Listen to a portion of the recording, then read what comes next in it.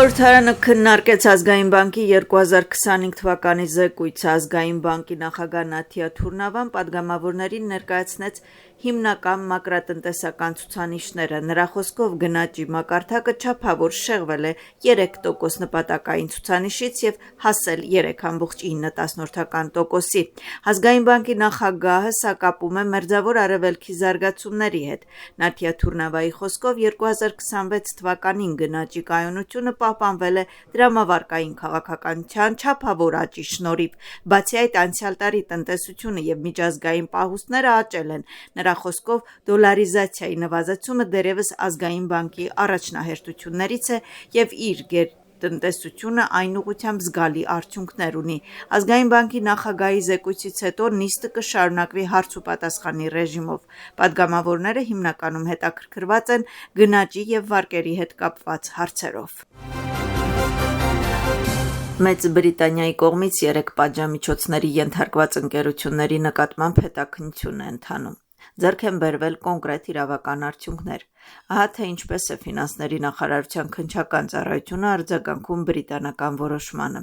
Խոսքը 3 պատժամիջոցների ենթարկված SPE AI Foris, SPE Arvixis եւ SPE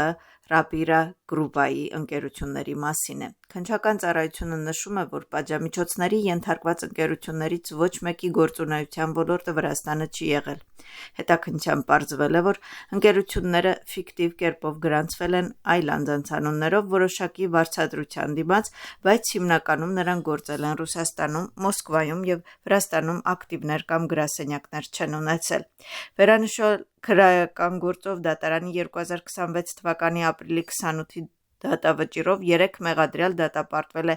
30,000 լարի տուգանքի եւ պայմանական ազատազրկման, իսկ հանցագործության կազմակերպիչ Դավիթ Ջինճարաձեն 9 տարի եւ 6 ամիս ազատազրկման։ Ինչ վերաբերում է Rapira Group-ի SPE-ի անօրինական գործունեությանը, ապա պարզվել է, որ Միացյալ Թագավորության քաղաքացու կողմից լիազորագրով գրանցված ընկերությունը Rapira.net կայքի միջոցով բացառապես սպասարկել է միայն Ռուսաստանի քաղաքացիներին։ Ընկերությունը Վրաստանի տարածքում բանկային հաշիվների, ակտիվների եւ գրասենյակների շրջանառություն չունի եւ նրա գրանցումը միայն ձևական է եղել։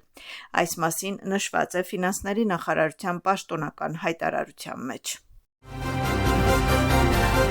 Խորհրդարանում արագացված կարգով կքննարկվի դիվանագիտական ծառայության մասին օրենքում փոփոխությունները։ Փոփոխությունը նախատեսում է արտաքին գործերի նախարարության համակարգում դիվանագիտական ակադեմիայի ստեղծում։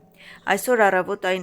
քննարկվել եւ աջակցվել է արտաքին հարաբերությունների, ինչպես նաեւ կրթության եւ գիտության հանձնաժողովների նիստում։ Օրինագիծը ներկայացրել է արտաքին գործերի փոխնախարարը Խաթունա Թոթլաձեի խոսքով բարձրագույն ուսումնական հաստատությունները հստակորեն չեն կողմնորոշված ապագա դիվանագետների պատրաստմանը։ Արտաքին գործերի համակարգում բարձրագույն ուսումնական հաստատության առկայությունը ապահովում է ակադեմիայի կրթական գործընթացի առավելագույն համապատասխանությունը իրական դիվանագիտական պրակտիկային եւ մարտահրավերներին։ Դիմորդները կհանձնեն ազգային քննություններ։ Առաջին փուլում նախատեսվում է ընդունել 70 դիմորդի։ Փոփոխությունների համաձայն Վրաստանի արտաքին գործերի նախարարի պաշտոնը նույնպես սահմանվում է որպես բարձրագույն դիվանագիտական պաշտոն։ Գործող օրենքի համաձայն այս կատեգորիայի մեջ է մտնում առաջին փոխնախարարը եւ տեղակալները։ Ընդդիմադիր դաշինքի նոր արշավը Վրաստանը արժանի է ավելիին։ Սա է այն կարգախոսը, որի ներքո նրանք հանդիպումներ են անցկացնում երկրի մասշտաբով։ Երեկվա հանրահավաքում հայտարարվեց, որ բողոքի ցույցերը կլինեն շարունակական։ Ընդդիմությունը համոզված է, որ այս արշավը կավարտվի ժողովրդավարական ընտրություններով։ 9 քաղաքական ուժերի կողմից ստեղծված դաշինքը, որը կողմնակիցների հետ միասին երթով շարժվեց Թբիլիսիի պետական համալսարանից դեպի խորհրդարան, երթերը կշարունակեն։ Երթին միացավ նաև նախկին նախագահ Սալոմե Զուրաբիշվիլին։ Իշխող կուսակցությունը արձագանքում է Ռուսթավելի պողոտայում ընդդիմադիր դաշինքի կողմից անցկացված բողոքի ցույցին։ Վրացական երազանքը կարծում է, որ չնայած ֆինանսական եւ քաղաքական աջակցությանը, ընդդիմությունը չունի հանրային աջակցություն։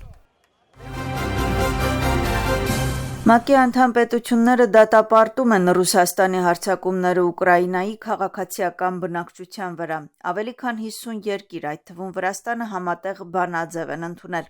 Փաստաթուղթը հրապարակում է ՄԱԿ-ում Ուկրաինայի մշտական ներկայացուցիչը Անդրեյ Մելնիկը։ Մայիսի 23-ի լույս 24-ի գիշերը Ռուսաստանի զինված ուժերը իրականացրել են Ուկրաինայի դեմ ամենախոշոր համատեղ հարձակումներից մեկը։ Հարձակման ժամանակ օգտագործվել է հարյուրավոր օդային զենքեր, այդ թվում բալիստիկ և թևավոր հրթիռներ, ինչպես նաև անօդաչու թռչող սարքեր, որի հետևանքով զոհվել և վիրավորվել են բազմաթիվ քաղաքացիական անձիկ։ Ուկրաինայի արտգործնախարարը շնորհակալություն է հայտնում Շվեյցարիայի և Վրաստանի արտաքին գործերի նախարարներին և բոլոր այն երկրներին, ովքեր հանդես են եկել ՄԱԿ-ի կանոնադրության և Հելսինկյան հանձնաժողովի պաշտպանության օգտին։ Սոցիալական ցանցում հրապարակված հայտարարության մեջ նշվում է, որ Վիեննայում Ուկրաինայի խնդրանքով անցկացվել է ԵԱՀԿ-ի մշտական խորհրդի և անվտանգության համագործակցության ֆորումի հատուկ համատեղ նիստը։ Քննարկվել են Ուկրաինայի դեմ Ռուսաստանի կողմից իրականացված լայնածավալ հրթիռային հարձակումները, հարվածներ և անօդաչու թռչող սարքերի հարձակումները, ինչպես նաև Մոսկվայից եկող սպառնալիքները։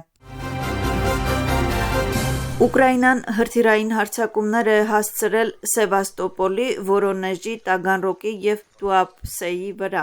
Ըստ բռնագրավված Ղրիմի իշխանությունների, Սևաստոպոլի վրա Ուկրաինայի զինված ուժերի հարձակման հետ մեկտեղ սկսվել է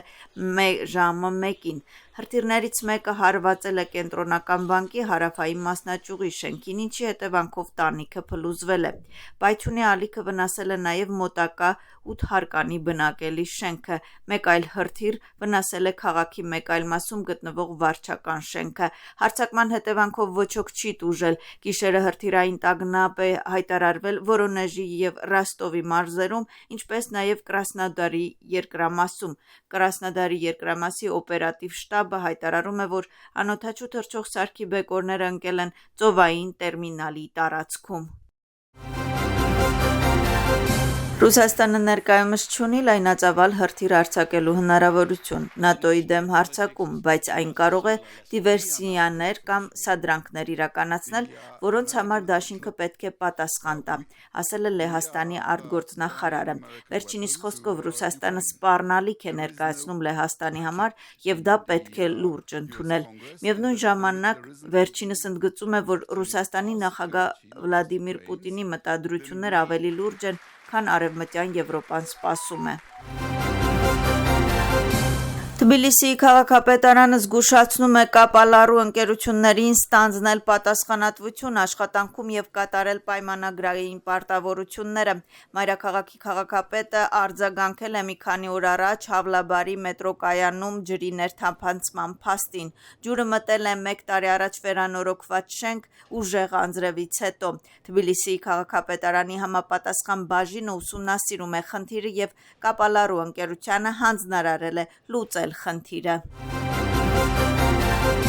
Աջարիայի տարածաշրջանային կառավարության ղեկավարը շնորհավորում է մուսուլմանական համայնքին Ղուրբան բայրամի տոնի կապակցությամբ։ Զուրաբ Պատարաձեի խոսքով տոնը բարեգործության և համերաշխության խորհրդանիշ է, որն էլ ավելի է ամրապնդում տարածաշրջանում դարավոր բարեկամությունն ու փոխադարձ հարգանքը։ Տոնական աղոթքը կատարվել է Բաթումիի կենտրոնական մզկիթում։